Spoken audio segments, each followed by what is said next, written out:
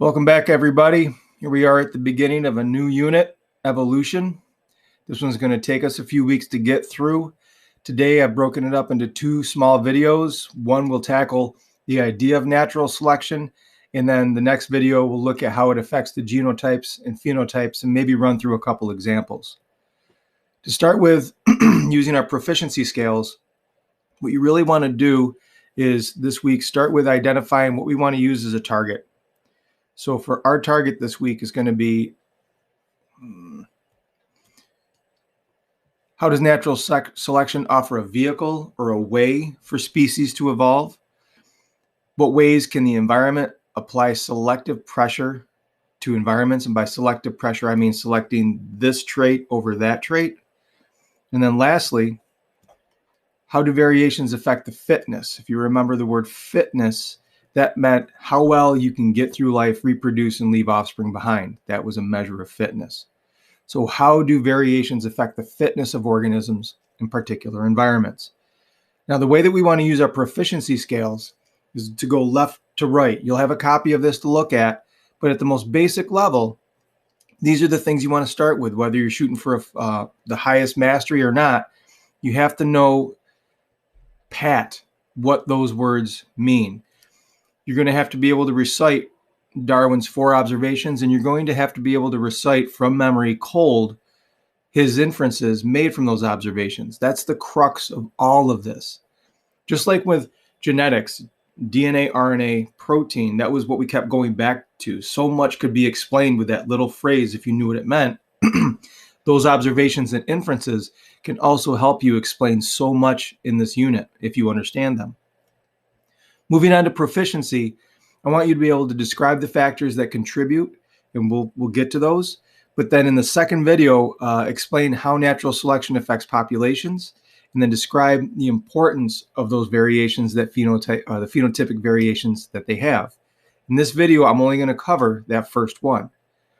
If you're going to be mastery at this, that means you're going to have to use it in unique ways. So understanding natural selection, what if I give you a problem and explain how mosquitoes have become resistant to DDT or pesticides, how plants are becoming resistant to herbicides. It's all really the same pattern that exists. That will demonstrate mastery. Now, before we get into all of Chuck Darwin's big ideas, what you have to remember is that nobody really in science comes up with anything on their own. There's a lot of work that comes before them, and we're going to honor some of that work today. Just like Watson and Crick didn't really discover on their own the structure of DNA. They relied on so many other people's experiments to get them there. This can go all the way back to BC with Aristotle. Now, I'm sure other people were, excuse me, I don't know what's going on this morning. Other people were classifying species at that time.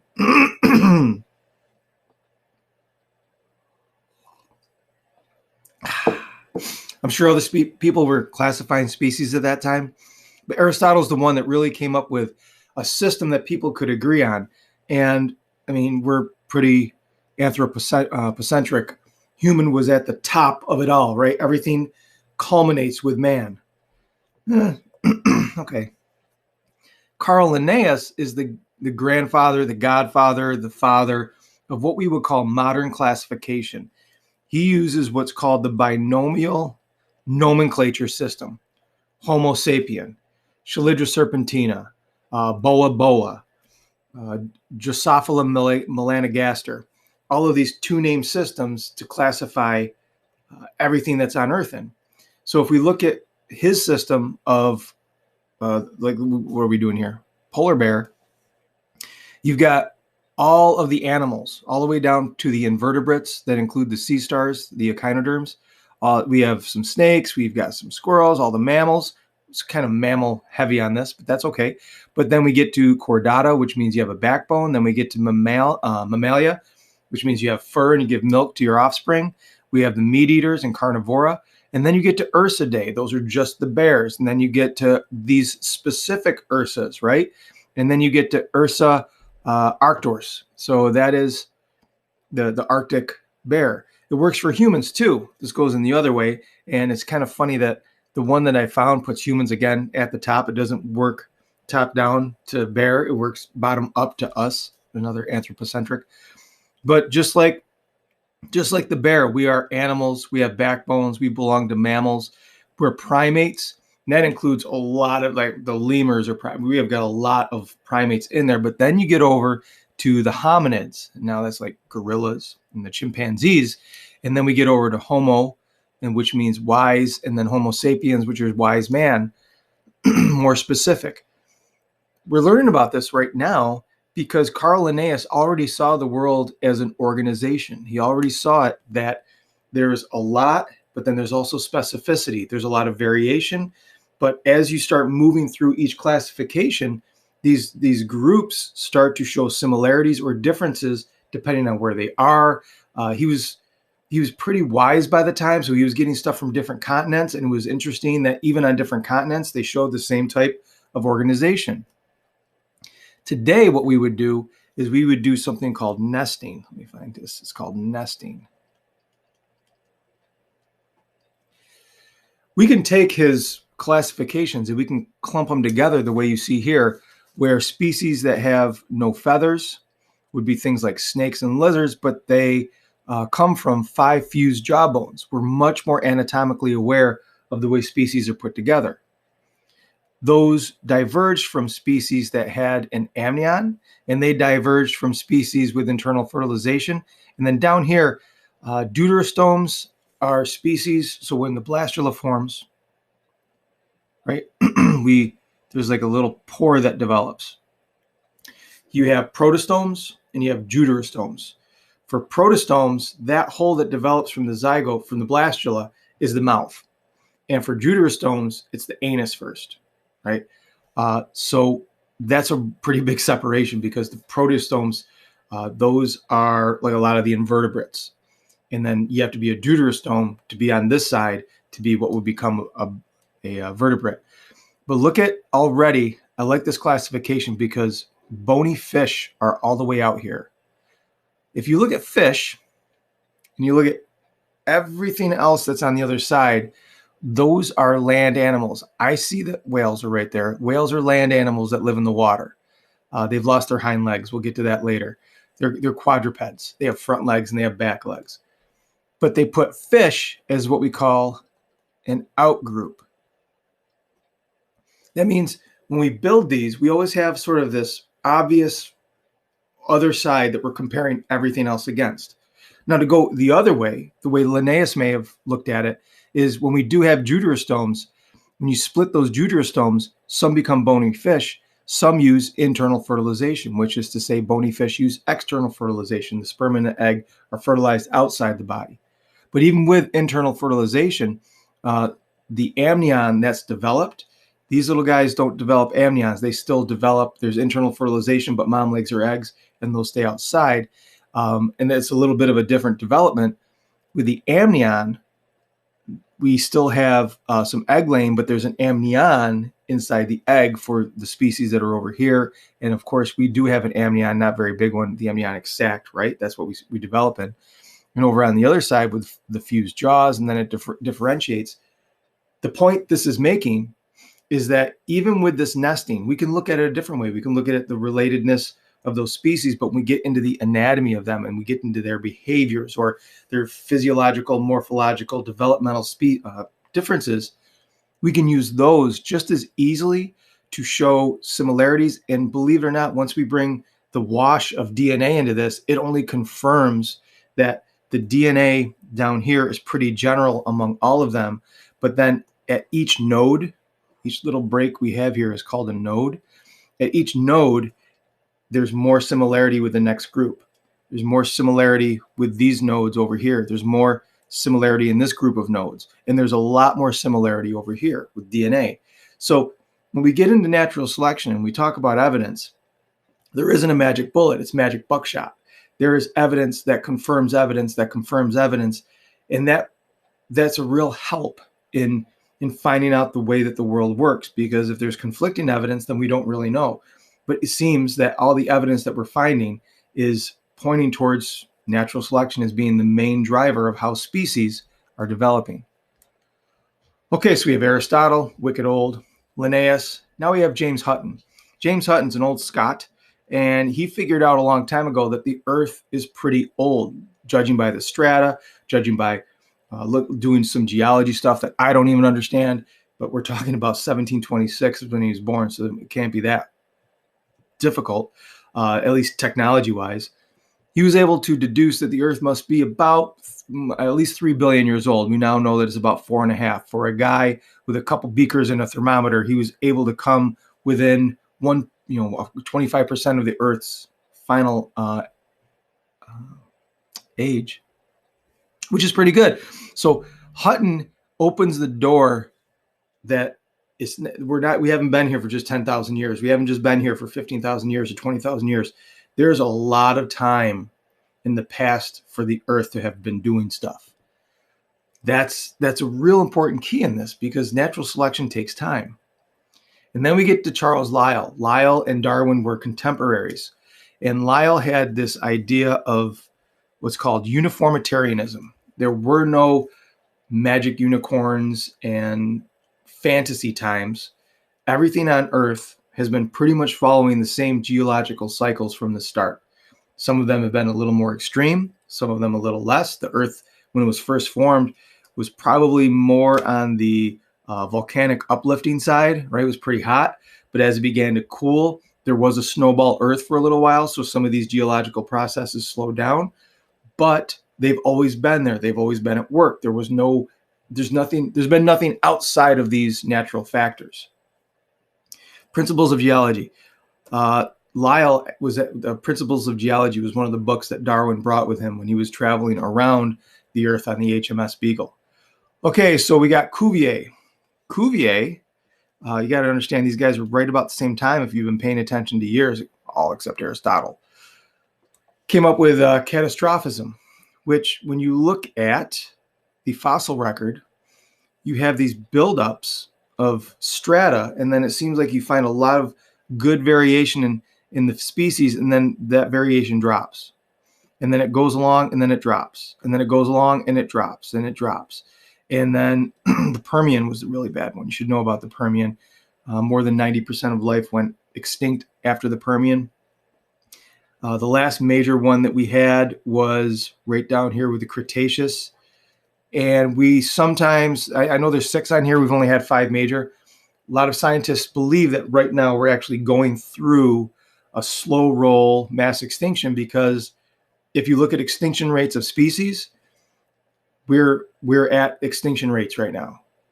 How man is affecting rainforests and the oceans and the land around us, the speed at which we're going through species for extinction is matching what you would expect to see geologically in some of these other past extinctions.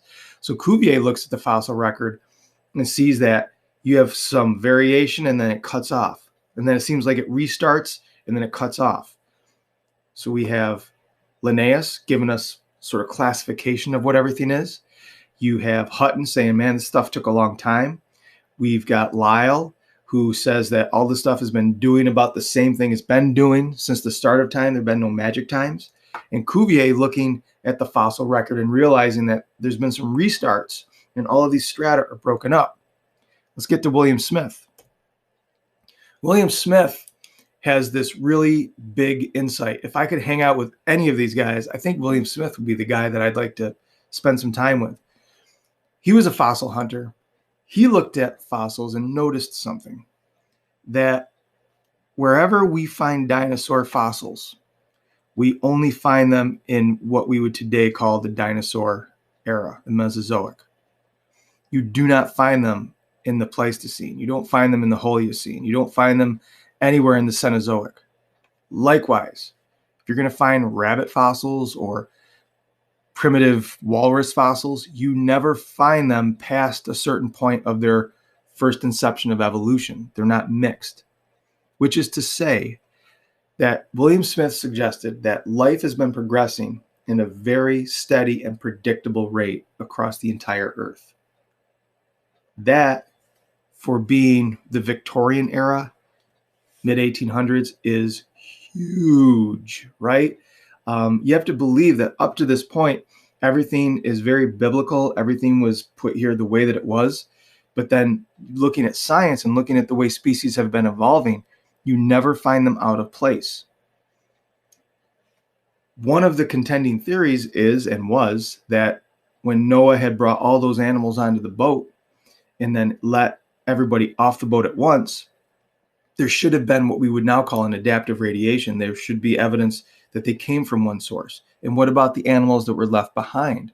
If all of those animals were left behind in what we would call a biblical flood and mixed them all up with the sediment and dropped them, then everybody in this list should be mixed together. And they're not. They're in order every step of the way. And you never, ever, ever, ever find anybody that's in the Devonian not in the Devonian. Let me amend that. You should never find anybody that's in the Devonian before the Devonian. Meaning, if they evolved in the Devonian, you don't find them anywhere below. They may live for a little while longer and exist. The species may exist maybe even into the Permian when it wiped out so much. But they are there, they get to move through time, and then they come to a stop. Species have a lifespan of about 20 million years, it seems, on average. Meaning you find a species, you're going to find it in about 20 more million years of strata on average. All right. William Smith. To top the list, why not start with someone who's very controversial? Thomas Malthus. Malthus had a correct idea that the earth is overpopulating. And he was, again, more anthropocentric stuff. He saw humans as overusing their resources while they were increasing with population. But this is the phrase that comes out of it.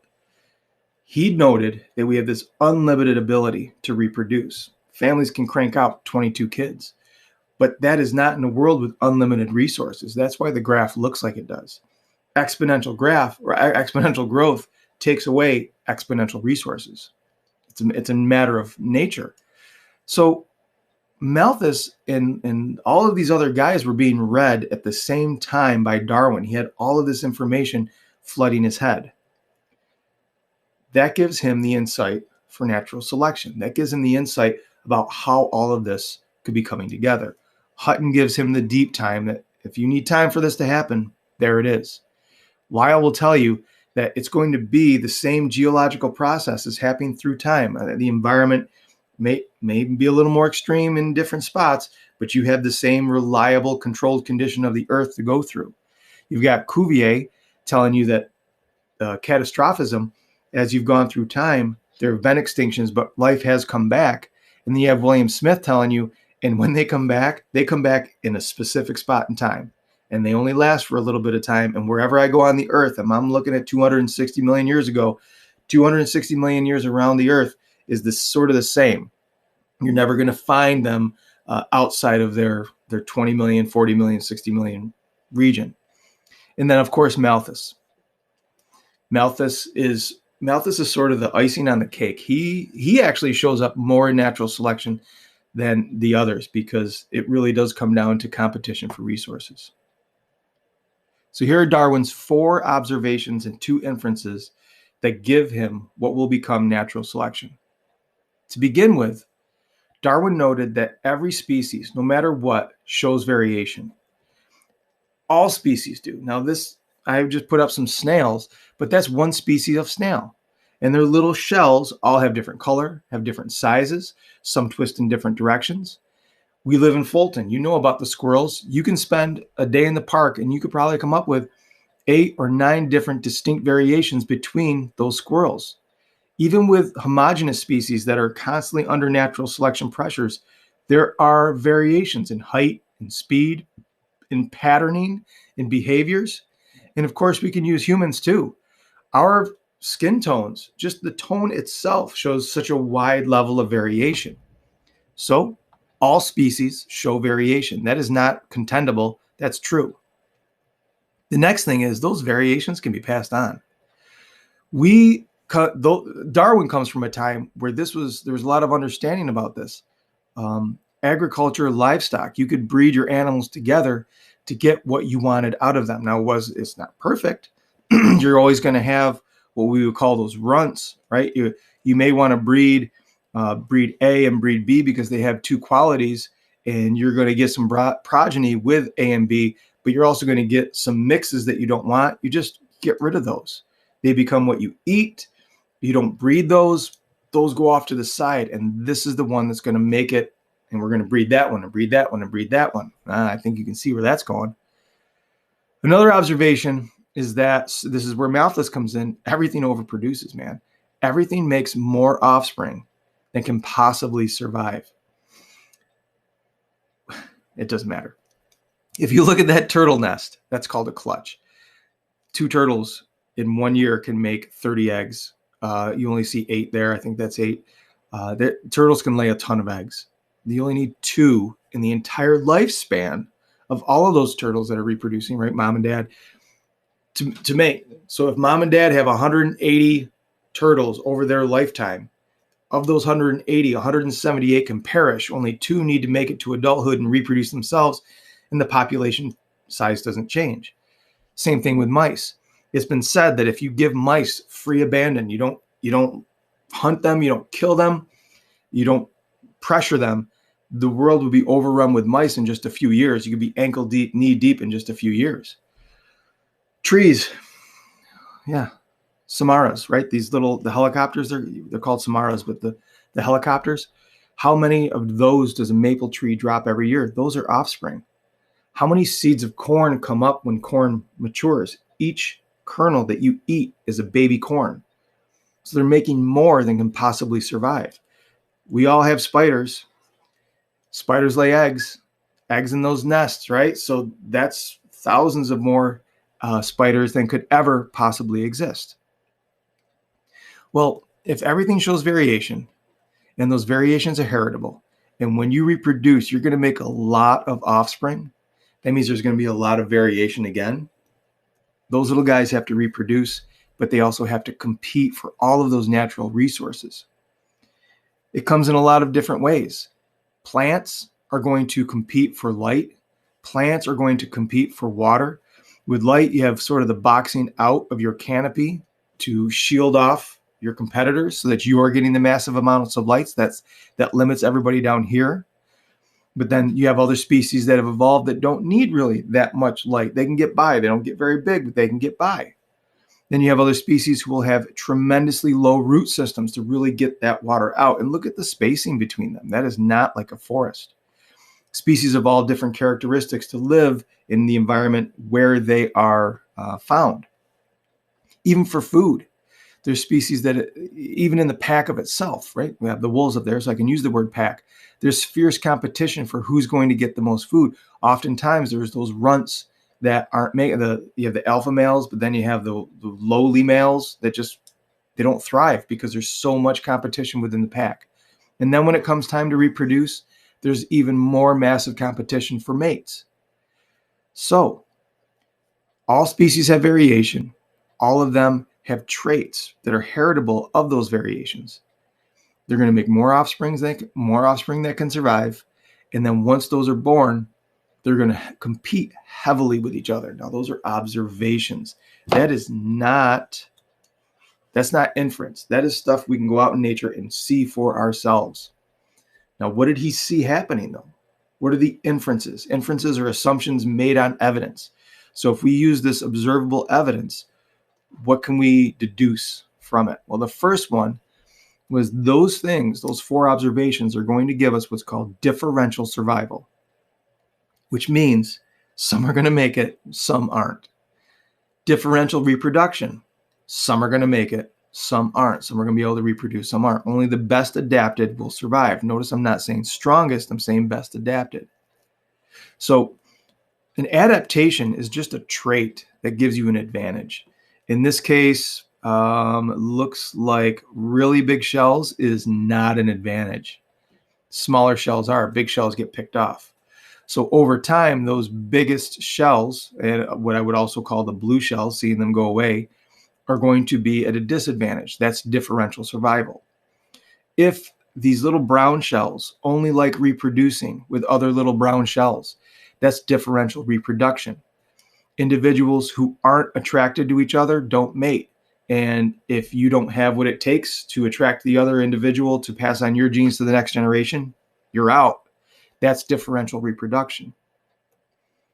So you're going to have differences in the amount of survival, and you're going to have differences in the amount of reproduction. And over time, those little variations that you keep passing on from the first observations are going to what we call accrue. Accrue means aggregate or gather over time. They're going to multiply through time. Richard Dawkins, really, really good evolutionary biologist. He's a bitter pill to swallow. He's sort of, he's a little curt. He's a little sharp with his words. But Richard Dawkins in The Greatest Show on Earth, great book, highly recommend reading it. He gives a great example of rabbits. He says, if you were today to take the modern day rabbit, around here we only have cottontails. If you go a little farther north, you can start getting into the snowshoe hares, but here it's just cottontail rabbits. You start going back generations, and notice it's not in years, it's in generations, because years don't matter. How often you reproduce matters. Within 1,000, 2,000 generations, from one little representative of each generation going back, as far as the eye could see, you would never see a difference in the rabbits. You might see those little slight variations in coloration patterns or little tiny size patterns, but those would go up and down and ebb and flow. You'd have to go back between 5 and 10,000 generations to see any significant difference in what we would call the modern day rabbit. And that goes for just about any species. Since we are only on Earth for maybe 70 to 90 years, lifespan of a human is only 75 years, we don't get to see all of it happen at the same time. We rely on indirect evidence, fossil records, DNA evidence. We'll get into the evidences later, but we rely on a lot of separate evidences to give us what it must have been like a few hundred years ago, a few thousand years ago, 100,000 generations ago. That said, that gives you a scale of how long it would be until you could visualize the differences. Now, this little guy, the shadow, it's called the okapi, a forest horse in Africa. It is not the ancestor, but it shares a common ancestor with what we would call the modern day giraffe. The okapi stayed in the forest. It has a lot of the similar structures that giraffes have, and one of them is the wonder net. At the base of their neck, they have this capillary system that in an okapi doesn't really serve that big of a purpose, but it's there, okay? It's there. And then when you get to a giraffe, they too, at the base of their brain, have a wonder net. And what does the wonder net do for the giraffe? Watch a giraffe get down to drink water, and it spreads its front legs out, and it dips that head. Well, the volume of blood in that neck dropping to its head should cause it to pass out, should cause it to break blood vessels.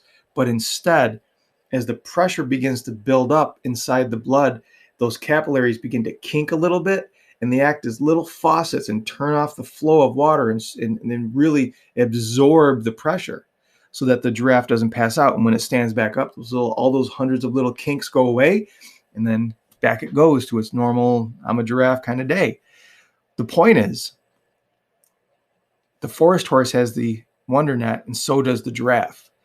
This was some type of mutation that happened a long time ago that must have conferred some type of benefit to it until we get to the really usefulness of it as a giraffe. That probably is what allowed the giraffe's neck to get so high, at least in part. If you want to learn something fascinating, learn about whale evolution. Whales are mammals, yet they're aquatic. They have, I think, synonyx. I guess I would call you synonyx. Synonyx is its ancestor, and it goes through sort of a hippopotamus/seal looking animal evolution, and then we get to what would really look like modern day porpoises. But if you notice these old ancestors, they still keep those hind limbs. In baleen whales, if you look at a baleen whale in the rear legs, it has baleen whale femurs. When I say femurs, I mean bottom legs. They're still quadrupeds. They still have 4 legs, but these legs develop underneath the blubber and they never protrude. I think 1 in every 500 bottleneck dolphins are born with those exterior legs sticking out. It's pretty interesting. The point of these is that those little tiny changes that accrue over time, thousands and thousands and thousands of generations finally get you to a diverged species. Those little variations that happen over thousands and thousands and thousands of generations accrue, they gather, they build on themselves until you come to a different species. It's good stuff. So Darwin's natural selection, this is the theory of natural selection. It says that the environment selects against non-useful variations and instead selects for variations that give better rates of survival. Individuals who possess variations in an environment that confer greater survival rates will also have a greater rate of reproduction and have a greater rate of passing on those really successful genes onto the next generation. That's natural selection. Nature is the mechanism choosing what's best. When we say nature, it's really the environment. Cactus aren't going to do very well outside right now. Hate to break it to you.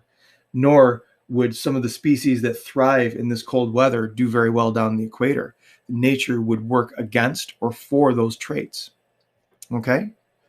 So, looking at Darwin's examples of what he found, his best example are the finches in the Galapagos Island.